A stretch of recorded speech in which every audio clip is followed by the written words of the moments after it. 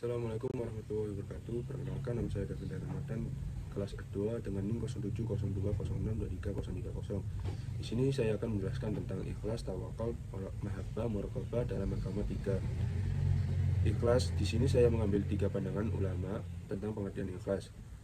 Yang pertama, menurut Al-Qusyari, ikhlas ialah mengesahkan hak Allah dalam ketaatan dengan maksud bertakarub kepada Allah, bukan sesuatu yang lain. Benar jika dikatakan ikhlas itu membersihkan perbuatan dari pandangan makhluk dan menjaga diri dari perhatian orang. Menurut yang kedua dari Abu Usman, ikhlas adalah meluapkan pandangan manusia dengan selalu memandang kepada keutamaan yang kholik. Yang ketiga, menurut Syekh Junaid, ikhlas adalah rahasia Allah dengan hambanya. Malaikat tidak mengetahui sehingga ditulisnya, setan tidak mengetahui sehingga dirusaknya, nafsu tidak mengetahui sehingga dibengkokkannya.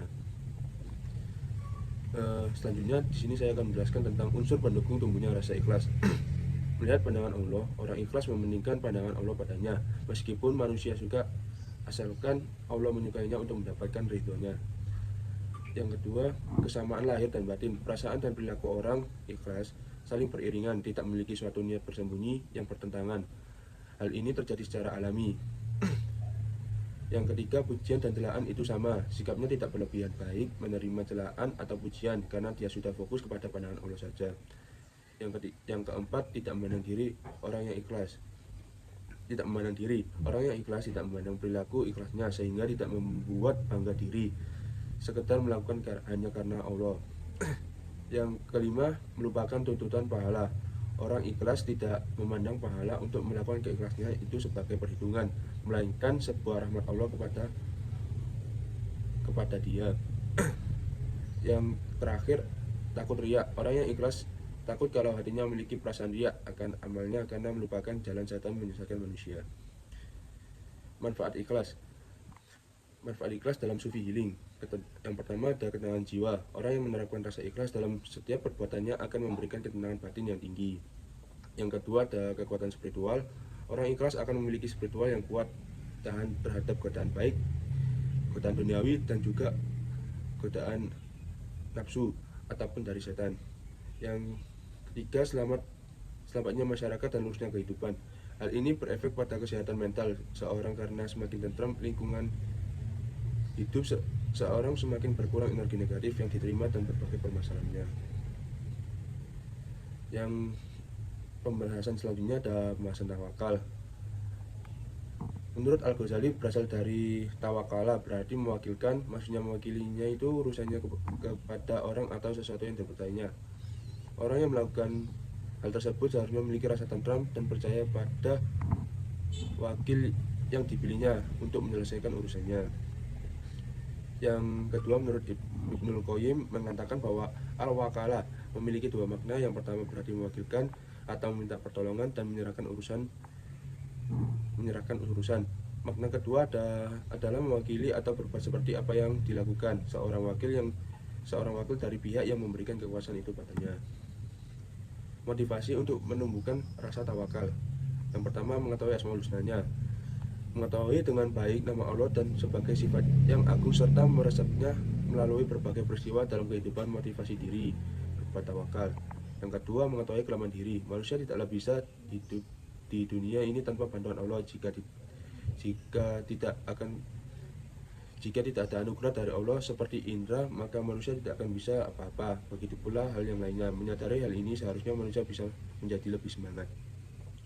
Yang ketiga, ada rasa percaya pada Allah. Rasa percaya pada Allah ialah buah makrifatullah. Jika sudah kenal sebenar-benarnya, akan percaya secara mutlak dan hatinya tentram secara nyaman, baik percaya akan keluasan rahmatnya, kemutlakan, kehendak, atau yang lainnya. Yang terakhir, mengetahui keistimewaan tawakal lewat kisah teladan. Di balik peristiwa yang dialami sendiri, ada banyak kisah terpuji orang yang bertawakal dari apa yang mereka dapat. Dengan meresapkan makna, hikmah, kisah bisa menumbuhkan rasa bertawakal dalam hati. Manfaat tawakal sebagai sufi healing. Yang pertama, ada ketenangan dan ketentraman hati. Orang yang bertawakal tentu akan hidup dalam ketenangan dan ketentraman karena tidak akan takut hasil. Dia telah menyerahkan semuanya kepada Allah SWT. Yang kedua, harga diri. Harga diri yang lebih mengarah pada sikap percaya diri dalam keadaan apapun sehingga mentalnya kuat untuk melewati segala ujian yang dihadapi dengan tenang dan kepala dingin. Yang ketiga ada kekuatan. Orang yang bertawakal tidak akan mudah takut pada ancaman selain dari Allah Subhanahu wa taala. Yang keempat ada ridho akan ketetapan Allah Subhanahu wa taala. Orang tawakal akan selalu berusaha melihat sisi baik dari ketetapan yang Allah berikan, yang memberikan efek rasa syukur pada hatinya. Yang pembahasan ketiga ada mahabbah. Menurut para tokoh sufi,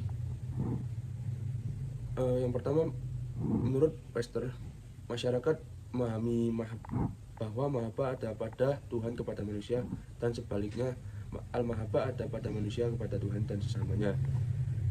Yang kedua, menurut Al-Arazi dan Al-Zamakhsyari, al-mahabbah tidak mungkin memiliki hubungan zat Tuhan dan sifat-sifat lainnya, melainkan melalui tindakan nyata seperti ibadah dan menaati segala perintah dan larangannya. Menurut Rabi al-Adawiyah, beliau adalah cinta yang tulus dan tak harap kembali. Beliau hanya tahu memberi tanpa dibalas, memenak lihat cinta satu arah, namun Tuhan pun mencintainya. Hanya saja sebagai manusia biasa tidak bisa melihatnya. Contoh penyakit yang dapat diobati dengan mahabbah. Yang pertama, penguatan sistem imun, yang dimana kita berzikir dan berdoa yang diyakini dapat meningkatkan ketenangan batin, yang pada gilirannya membantu tubuh memproduksi hormon yang mendukung sistem kekebalan tubuh.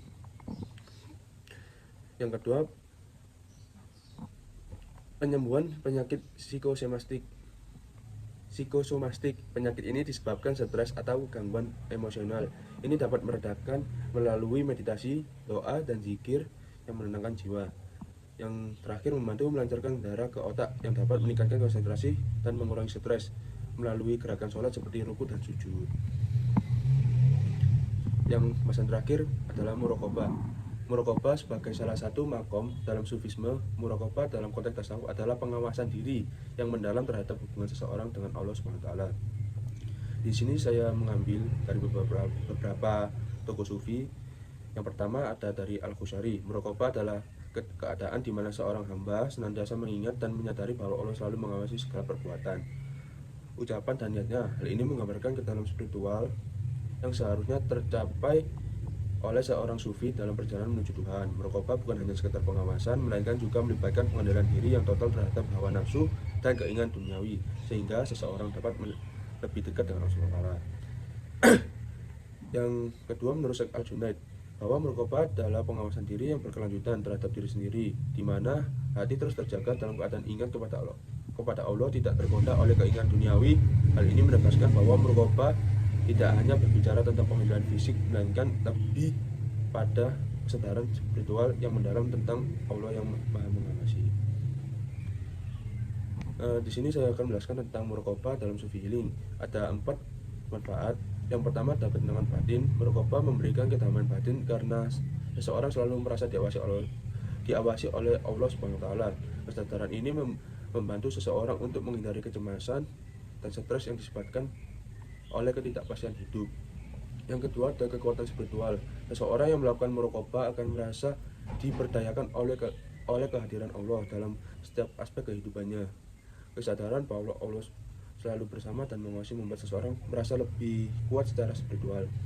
Yang ketiga ada peningkatan kualitas ibadah. Muraqabah mengajarkan seseorang untuk selalu berada dalam kondisi sadar dan hadir ketika beribadah. Yang keempat, pengendalian diri terhadap hawa nafsu. Melalui muraqabah, seorang sufi belajar untuk mengendalikan hawa nafsu dan keinginan dunia yang sering kali menghalangi jalan spiritualnya. Ini membantu seseorang untuk lebih fokus pada tujuan hidup yang lebih luhur, yaitu mendekatkan diri kepada Allah SWT.